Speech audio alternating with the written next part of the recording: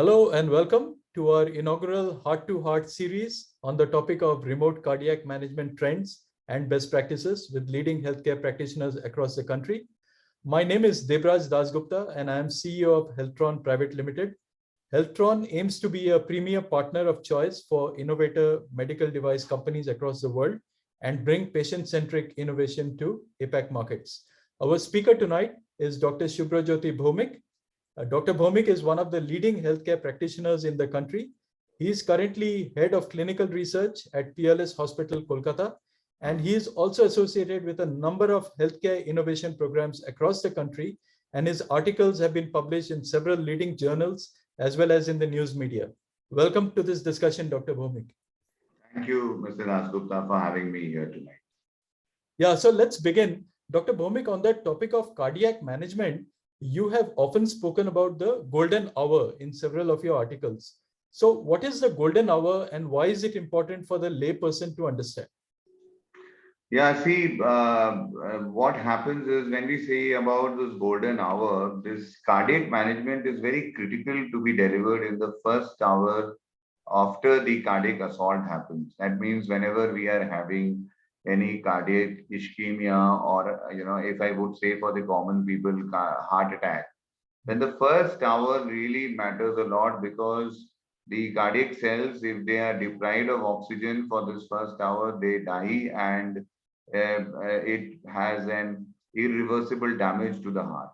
And many a times, if this particular timeline, if it is not, the management does not happen, the detection does not happen, even if you intervene later, after 3, 4 or 6 hours, then the outcome is not according to what we would want. That is it can be sometimes lead to a lot of morbidity and I would say sometimes death of the patient. So this golden hour rule for cardiac management is extremely important, and it is said that many a times the detection then during of a cardiac adverse event or a cardiac ischemic event, or I would say a heart attack during this golden hour, if it is done in a proper way, then it can save the life of the patient.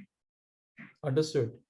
So in the last couple of years, we have seen that across the world, COVID has caused a lot of mortality and morbidity to the population at large. As you have also managed several COVID patients through your practice, what has been your observations on the impact of cardiovascular health, particularly when we talk about long COVID?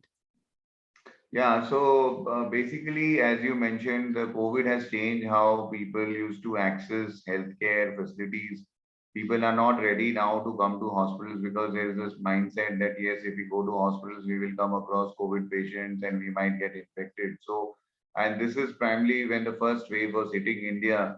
The statistics clearly show that sizable number of people, at least 50% of the people, have missed their target dates of follow-ups, which has resulted in cardiac abnormalities to grow and has resulted in lot of problems in the patients because these are chronic patients, and if they are not managed on a regular manner and they don't take their they don't visit the hospitals on a regular way, they don't visit the cardiologists, they don't visit their doctors on a regular time span, then it has an effect on the heart as well as on their overall physical well-being. Statistics coming in from across the globe as well as from India clearly mentions that the chronic diseases like hypertension, diabetes, as well as cardiac health has not been managed properly in the last couple of years, and also that is expected to open up an epidemic of cardiac problems in years to come, and that is only what we can assume is that we are just seeing if whatever cases are being reported right now is the tip of the iceberg. The things might get worse because still people are missing their heart checkups, their regular health checkups, and because of the basic scare which COVID-19 is still creating. Right. No, that's a very important point you bring up. So in fact, considering the point you just made is that so many patients have missed their regular checkups. What we have seen is a lot of doctors, including cardiologists, have taken up telemedicine.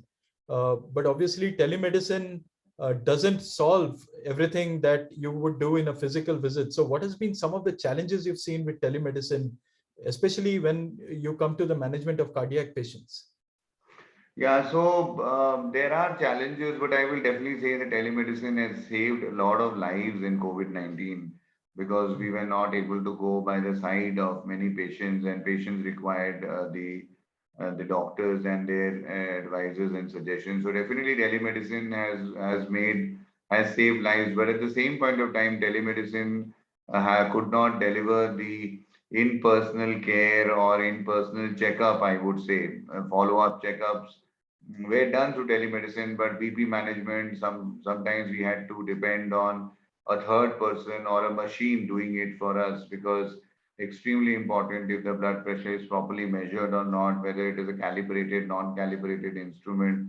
And sometimes the patients are, whenever they are coming to hospitals or in the clinic, they mix or they tend to connect to the doctors in much better way. Sometimes these elderly people who are suffering, they are not very conversant with the platforms in which telemedicines are being delivered. So they are not able to connect with the healthcare provider or the doctor, and they tend to forget many times whatever their problems are. So challenges have been multifold, and I would say primarily lack of physical examination, and I would even I would say in-person ECG monitoring.